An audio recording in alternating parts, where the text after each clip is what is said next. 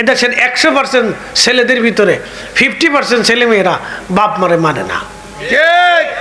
এবার আসতে কইল সবাই, ঘটনা বাপ মা মানে না, বাপ মার খেদমত কি জিনিস বুঝেই না। মক্কায় চলে গেছে হজ করার জন্য, জীবনে বাপের পাতে ভাত বাড়ে নাই, জীবনে মাইনে ওষুধ কিনে দেয় না, খাবার দেয় না, ঠিক মতো দেয় না। ওই যে যুদ্ধ হয়েছে মার খোঁজ খবর নেয় না, কিন্তু মক্কায় গেছে হজ করতে, কাবা ঘর ধরে কাঁদে আল্লাহ মাফ করে দাও। শয়তানে দূরে দাঁড়ায় দাঁড়ায় চিন্তা করে, বাপ রে বাপ, ও কত বড় সিটার রে। হ্যাঁ, ও মাইরে খাইতে না দিয়ে ও আইসে কাবা ঘর ধরে কাঁদতেছে, ওরে সিটার, আমি 9 লক্ষ বছর আল্লাহরে সেজদা দিছি, সিটারই করি না। এর মেড ইন বাংলাদেশ। আপনার মসজিদ আছে, থাক, অসুবিধা নেই। আপনার মন্দির আছে, পূজা করতেছেন, করেন, অসুবিধা নেই, আপনারটা আপনি করবেন। আসেন আমরা দেশ সাজাই, কি কথা ঠিক আছে না? আমরা দেশ সাজাই। তো দেশ সাজাইতে হলে সর্বপ্রথমে ঘুষ, এই দুর্নীতি দাফন করতে হবে। এটার কবর না দেওয়া পর্যন্ত দেশ সুন্দর হবে না। কথা খারাপ কইছি ভাই? এই ঘুষ দুর্নীতির কবর দিতে হবে, মাটির সাথে একবারে কবর দিয়ে ওরা দাফন করিয়ে মাটি দিয়ে শস্য বানাইয়া পানি ছিটাই দিয়ে আসতে হবে। কথা কন না, ঠিক আছে কিনা? নতুবা দেশ ভালো হবে না। ঘুষ আর দুর্নীতির কবর দিয়ে, ওর মাটি দিয়ে, শস্য ছিঁচে দিয়ে, পানি দিয়ে তারপর আসতে হবে, নতুবা দেশ ভালো হবে না। তো সেই জন্য সবার জন্য, সব মতের, সব দরবার, সব পীর মাশেক, সব ঘরানার আলেম, সব মতের মানুষ, সব রাজনীতি ব্যক্তিত্ব, সব এক জায়গায় বসিয়ে যদি সিদ্ধান্তটা নিত যে আপনারা যে যেটা করেন করতেছেন করেন, কিন্তু দেশের স্বার্থে মানুষের জন্য আসেন আমরা ওয়াদা করি ঘুষখোর যেটা আছে ওর জানাজা পড়াবো না। কথা খারাপ কইছি? ওর জানাজা পড়াবো না, ওর বাড়ির দাওয়াত নিব না, ওর সাথে আত্মীয়তা করব না। যারা পতিত আছে, পতিতাদেরকে সমাজ যেমন ঘৃণা করে, ঘুষখোরদের এরকম ঘৃণা করতে হবে। পতিত আর ঘুষখোর সমান করে দিলে তাহলে এই জাতি ভালো হয়ে যেত। কষ্ট হইতেছে আপনাদের? তাহলে দেখতেন যে শটাং শটাং করে আমাদের দেশের ছেলেদের চাকরি হয়ে যেত। হ্যাঁ, মেধাবীদের চাকরি হয়ে যেত। আমাদের দেশের ছেলেরা এখন ইন্টারমিডিয়েট পাস করার পরে কি করবি, পড়লে তো চাকরি হয় না, বিদেশ চলে যাব। বিদেশ যা কি করবেন? কাজ করা লাগবে, কামলা খাটা লাগবে। যা দেখেন কেন ভালো ভালো ছেলেরা সুন্দর সুন্দর চেহারা রাস্তা ক্লিন করতেছে, বাথরুম পরিষ্কার করতেছে। শরমের তো কিছু নেই, এটা তো কাজ, পরিশ্রম করতেছে। বিদেশ যায় দালালের মাধ্যমে চলে গেছে, দেশেতে কইছে যে আপনি ক্যাশ কাউন্টারে বসে থাকবেন, ওখান যায় দেখে যে থালি বেসন মাজা লাগবে। দালাল কইছে না অসুবিধা নাই, আরে কোনো চিন্তা করেন না, ক্যাশ কাউন্টারে চাকরি দিছে। ওরে বাপরে, দালালের কথা শুনলে মনে হয় যে ও স্বর্গ থেকে আসছে, বেহেশত থেকে আসছে, নিষ্পাপ। দুনিয়াতে কোনো বাপ টাপ নাই, একবারে নিষ্পাপ ব্যক্তিত্ব। বাপরে বাপ, কত বুজুর্গ। আবার সেজদাও দিতেছে, কপালে সেজদার চিহ্ন আছে অনেকে। আবার হাজি হজও করতে যায়, শয়তানরে ভাতরও মারে। শয়তানে চিন্তা করে, আরে আমি সিটার না ও সিটার, সিটার কেনা। ভাই আমার, আমি কি ওয়াজ করবো মাঝে মধ্যে চিন্তা করি, আমি যে ওয়াজের রাস্তা খুঁজে পাই না তো। সব জায়গায় ঘা, খালি ঘা, খালি ঘা। ঢাকা শহরে মাঝে মধ্যে এমন অসুবিধা লাগে, লোকাল বাস রাস্তার মাঝখানে দাঁড়িয়ে যাত্রী উঠাচ্ছে, পিছন থেকে প্যাপু ব্যাপু করে হরেন মারতেছে, ও কানেই শোনে না। আপনি বয়ে দিস, সারা রাত গাঁজা খাইছি তো। কি কথা খারাপ কইছি ভাই? সারা রাত্র গাঁজা খাইছি। ট্রাফিক পুলিশ আছে, গাই যা সার একটু, ওই যে মাইরে দিছে। এই দুঃখ কোথায় রাখবো বলে? পৃথিবীর কত জাতি উন্নত হয়েছে আপনি জানেন? মালয়েশিয়া আমাদের থেকে মাত্র 6 বছর আগে স্বাধীন হয়েছে। আপনি যান মালয়েশিয়া, ও দেখলে আপনার মনে হবে যে কোন দুনিয়াতে আসলাম। শত শত মাইল রাস্তা গাড়ি দাবড়াবেন, একটা হরেন পাবেন না, কোনো খাবারে ভেজাল পাবেন না, কোন পণ্যের ভিতরে 2 নম্বরই পাবেন না। আর আমাদের দেশে 3.5 কোটি মানুষ কিডনি রোগী। আপনার গা শিহরে ওঠার কথা, আপনিও সদস্য আছেন এর ভিতরে। বলে হুজুর কারণ কি? শুধু ভেজাল খাবারের জন্য। আপনি দেখান, তালিকা করে দেখান যে কোন খাবারে ভেজাল নেই, আপনি খালি দেখান। তাহলে ভেজাল কারা দেয়? তো যারা ভেজাল দেয় ওদেরকে ধরা তো টাইম লাগে না তো। কি কথা ঠিক আছে না ভাই? ভেজাল যারা যাত্রাবাড়ির মোড়ে ধরে ধরে নিয়ে একবার কাপড় চোপড় খুলে সিটকেনে খোঁচা দিয়ে মানে দেন টাস টাস টাস টাস করে, তো দেখবেন যে সোজা হয়ে গেছে, কোনো অসুবিধা নেই। খালি ভিডিও করে সারি দিবেন ও বিশিষ্ট ভেজাল ব্যবসায়ী, বাস, কোনো অসুবিধা নেই। জাতি চিনে রাখো, খালি জাঙ্গিটা পরে খালি মারি দিবেন টাস টাস করে সিটকেনে খোঁচা দিয়ে মারতে হবে। টাইম নেই তো সোজা করার, 6 মাস লাগবে মাত্র, 6 মাস লাগবে। এই জন্য আমাদের প্রধান সমস্যা হলো দুর্নীতি। আল্লাহ দুর্নীতি থেকে আমরা হেফাজত করুক, সকলে বলেন আমিন। একসাথে কোন আল্লাহু আকবার। তাহলে আমরা সৃষ্টির শ্রেষ্ঠ, কি কথা ঠিক আছে না?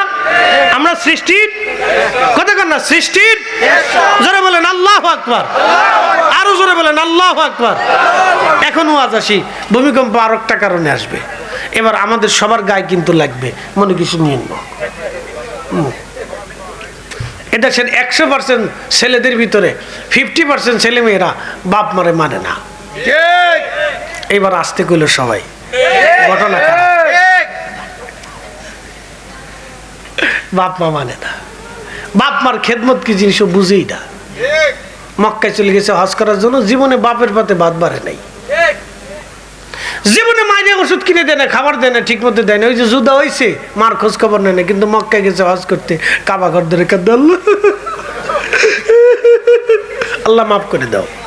শয়তানে দূরে দাঁড়ায় দাঁড়ায় চিন্তা করে, বাপ রে বাপ, ও কত বড় সিটার রে। হ্যাঁ, ও মাইনে খাইতে না দিয়ে ও আইসে কাবা ঘর ধরে কাঁদতেছে, ওরে সিটার। আমি 9 লক্ষ বছর আল্লাহর সেজদা দিছি, সিটারই করি না। এর মেড ইন বাংলাদেশ।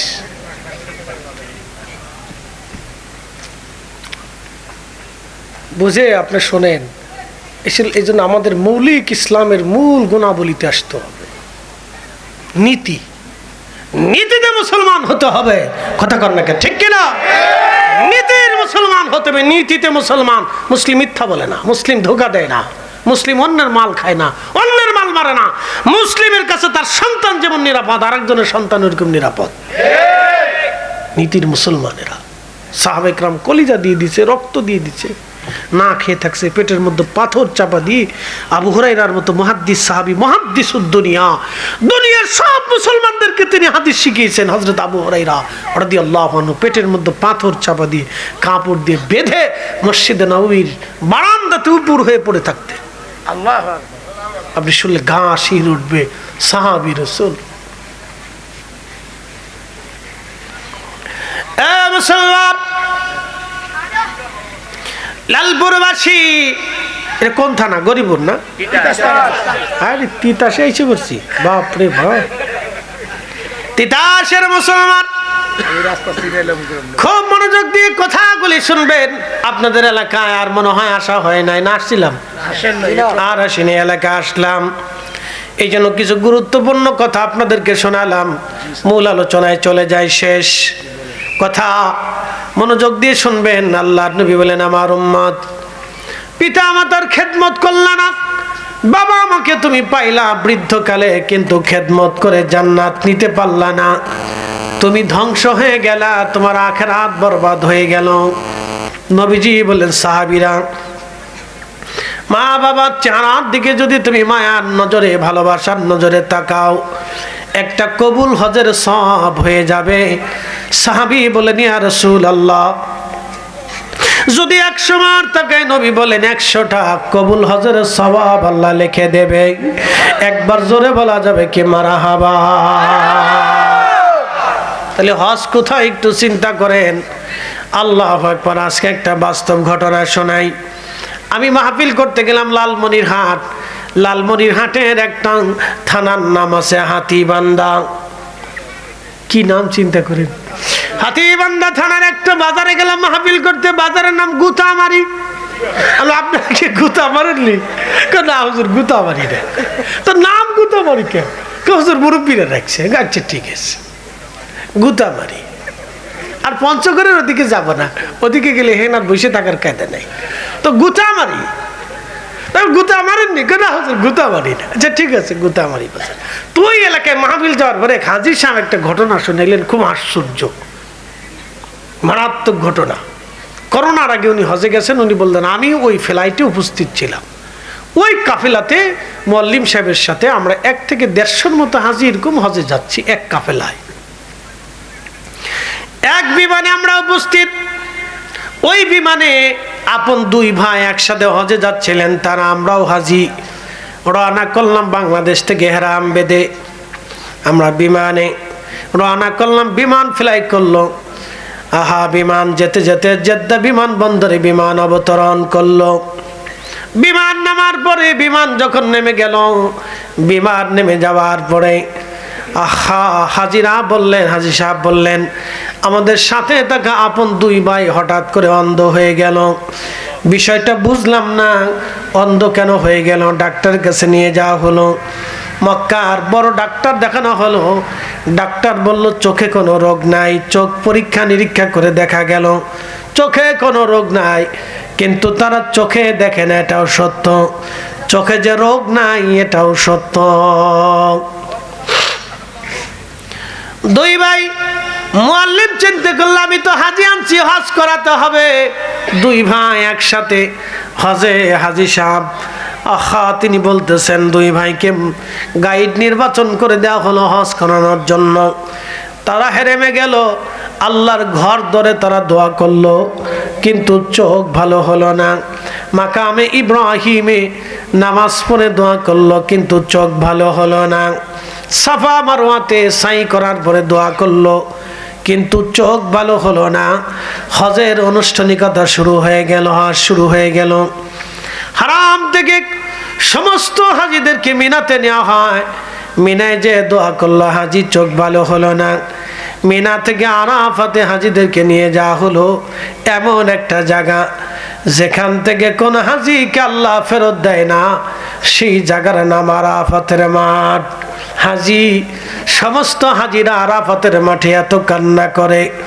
আপনি যদি হজে যান তো দেখবেন প্রত্যেকটা তাবু থেকে, কি আফ্রিকা, কি মিশর, কি আরব, কি আজম, কি ইউরোপ, কি চাইনিজ, পৃথিবীর সব দেশের হাজিরা এখানে উপস্থিত হয়।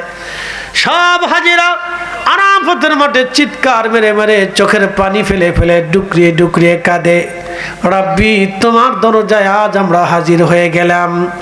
আল্লাহ, বহু দূর থেকে তোমার এখানে আসছি, তোমার পছন্দের জায়গায় মাঠে আমরা উপস্থিত একত্রিত হলাম। হাজিরা কান্না করে। কোন হাজিকে আরাফাত থেকে রব্বুল আলামিন খালি ফেরত পাঠায় না গো মুসলমানেরা। হাজি 2 ভাই দোয়া করলো, কিন্তু চোখ ভালো হলো না। আরাফাত থেকে হাজিরা মুজদালিফাতে এসে মাগরিব এবং এশার নামাজ একসাথে আদায় করে দোয়া করে। হাজি দোয়া করলো, কিন্তু চোখ ভালো হলো না। পাথর গুছাইয়া ফজরের নামাজ পড়ে হাজিরা রওনা দেয় জমারাতের দিকে। একসাথে 30 থেকে 40 লক্ষ হাজি হাঁটা শুরু করে। এ সময় বহু হাজি মারা যায়। জমারাতের দিকে হাজিরা হেঁটে হেঁটে যখন আসে, আল্লাহু আকবার, জমারাতে আসতে অনেক কষ্ট। জমারাতে এসে শয়তানকে পাথর মারে হাজি। হাজিরা পাথর মেরে এরপরে কেউ আবার মিনাতে ফিরে যায়, কেউ মক্কায় ফিরে আসে। আমি হজ শেষ করে ওই জমারাতে পাথর মেরে প্রথম দিনে হারামে চলে আসলাম। হেঁটে হেঁটে হারামে আসলাম, গাড়ি পাওয়া যায় না। ওই দিন লক্ষ লক্ষ মানুষ, গাড়ি পাওয়া যায় না। ভাবছিলাম বাংলাদেশেই বুঝি সিটার আছে, না দেখলাম ওই দেশেও 2-4টা সিটার আছে। গাড়িওয়ালাদেরকে বললাম ভাড়া কত? মাত্র 10 রিয়ালের ভাড়া, ওরা 100 রিয়াল চায়। মাত্র 15 রিয়ালের ভাড়া, ওরা 200 রিয়াল চায়। আমি বললাম যে বুঝি ঈদের দিনে খালি আমাদের বাংলাদেশি ভাড়া ভাড়া অন্তে না, ও দেশেও আছে। উরে সিটার, বাপরে বাপ! পরিবহন সেক্টর সারা পৃথিবীতে এরকমই, সুযোগ পাইলে হান্দাই দেয়। হ্যাঁ, সুযোগ পাইলেই হান্দাই দিবে, খুব মারাত্মক। বন্ধু আমার মনোযোগ দিবেন। হাজিরা হজ শেষ করলো, ফরজ তাওয়াফ করলো, কাবা ঘর ধরে বহু কান্নাকাটি করলো, কিন্তু হাজির দোয়া কবুল হলো না, চোখ ভালো হলো না। দুই ভাই মদিনাতে আসলো, রাসূল কারীমের পবিত্র রওজাতুর মুনাওয়ারাতে আসিয়া সালাম দিয়ে দোয়া করলো, কিন্তু অন্ধ চোখ ভালো হলো না। যেখানে গেলে দোয়া কবুল হয়, দোয়া কবুলিয়াতের জায়গা, ওইখানেও সে মাহরুম হয়ে চলে আসলো, দোয়া কবুল হলো না। মসজিদ নববীর একটা পবিত্র জায়গার নাম রিয়াজুল জান্নাত। যদি কোনোদিন এই রিয়াজুল জান্নাতে নামাজ পড়েন তাহলে বুঝবেন আপনি আল্লাহর জান্নাতে নামাজ পড়েছেন। যদি এইখানে বসে দোয়া করেন তাহলে মনে রাখবেন খোদার জান্নাতে বসে বসে আপনি দোয়া করেছেন, কারণ সৃষ্টির একটা নির্দিষ্ট খাস রিয়াজুল জান্নাত। আবার নবীজির মসজিদে নববী, হুজরা শরীফ থেকে মিম্বার, মিম্বার শরীফ থেকে হুজরা শরীফ, পুরা জায়গাটা রওজাতুম মিন রিয়াজিল জান্নাহ। ৭০,০০০ নবী বাইতুল আকসায় নামাজ পড়েছে, রিয়াজুল জান্নাহ হয় নাই। এমনকি সমস্ত নবীদের ইমামতিতে বাইতুল আকসায় নবী নামাজ পড়িয়েছেন, ওইখানেও রিয়াজুল জান্নাহ পাওয়া যাবে না। আল্লাহর হারামে সমস্ত নবীরা নামাজ পড়েছে, কিন্তু রিয়াজুল জান্নাহ আপনি পাবেন না। একজন নবী একটা মসজিদে নামাজ পড়লেন, হুজরা শরীফ থেকে মিম্বর, মিম্বর শরীফ থেকে হুজরা শরীফে বারবার গেলেন আর আসলেন, গেলেন আসলেন, গেলেন আসলেন।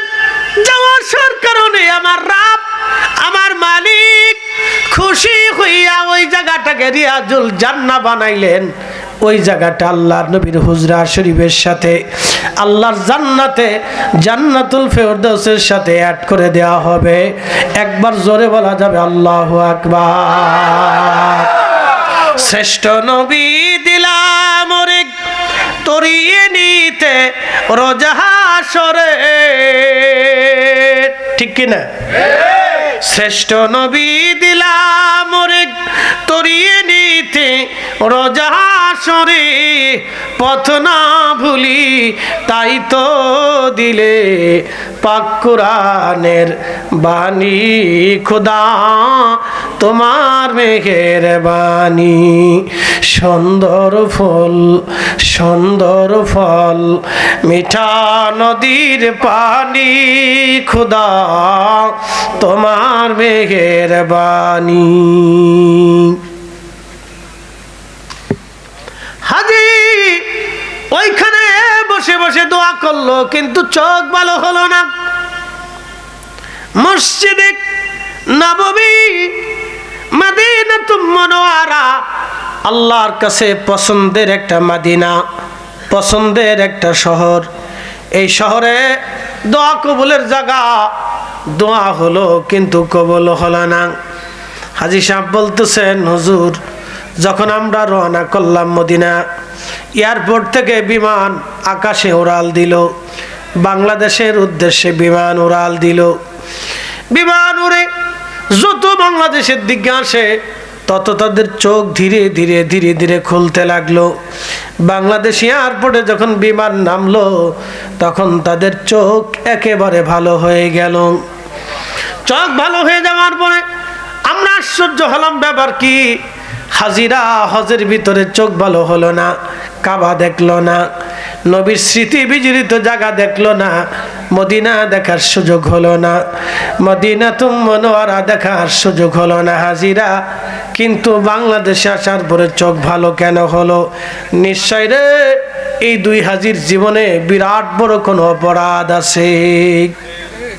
আহা, হাজিরা ঘিরে ধরে ডাক দিল, হাজি বলে যান আজ আপনি চোখ ভালো হলো না, অন্ধ চোখে হজ করলেন, আমরাও হজে গেলাম, আপনারাও গেলেন, বিনা ওষুধে বাংলাদেশের চোখ ভালো হয়ে গেল, আপনাদের কারণ কি? আল্লাহর ঘর দেখার সুযোগ হলো না, নবীজির বারগা দেখতে পারলেন না, মদিনাতুল মুনাওয়ারা দেখার সুযোগ হলো না। হাজি বলে যান জীবনে কি ভুল আছে আপনাদের? দুই ভাই একসাথে চোখের পানি ছেড়ে দিয়ে কাঁদে, বলে হাজিরা জীবনের অনেক বড় একটা ভুল আমাদের জীবনে আছে। বলে ভুল কি? বলে হাজিরা আমাদের বাড়ি গাড়ির কোনো অভাব নাই, ঢাকাতে বাড়ি আছে, টাকা পয়সার কোনো অভাব ছিল না, কিন্তু দুই ভাই আমরা ঝগড়া করে বাবা মাকে বৃদ্ধাশ্রমে রেখেছিলাম। ওই অবস্থায় বাবা মা কবরে চলে গেছে। বাবা মার বদদুয়ার কারণে আজ আমরা বুঝতে পেরেছি, আমরা হজে গেছি কিন্তু অন্ধ আল্লাহ বানাইছে, খোদার ঘর দেখার সুযোগ হয় নাই। হাজিরা বলল, ভাইজানরা রে, তাহলে মনে রাখো, হজ যদি কবুলাতের মর্যাদা নিতে চাও, বাবা মার কাছে মাপ নিতে হবে। খোদার ঘরে যাওয়ার আগে বাবা মার কাছ থেকে মাপ নাও, বলে বাবা মা মারা গেছে। যদি মনে থাকে হাজিরা, জীবনের অনেক ভুল হয়ে গেছে তোমাদের, অনেক পরে তোমরা বুঝতে পারছো। আহা ভাই আমার, এই জন্য খুব সাবধান আপনাদেরকে বলতেছি। আল্লাহ বলেন,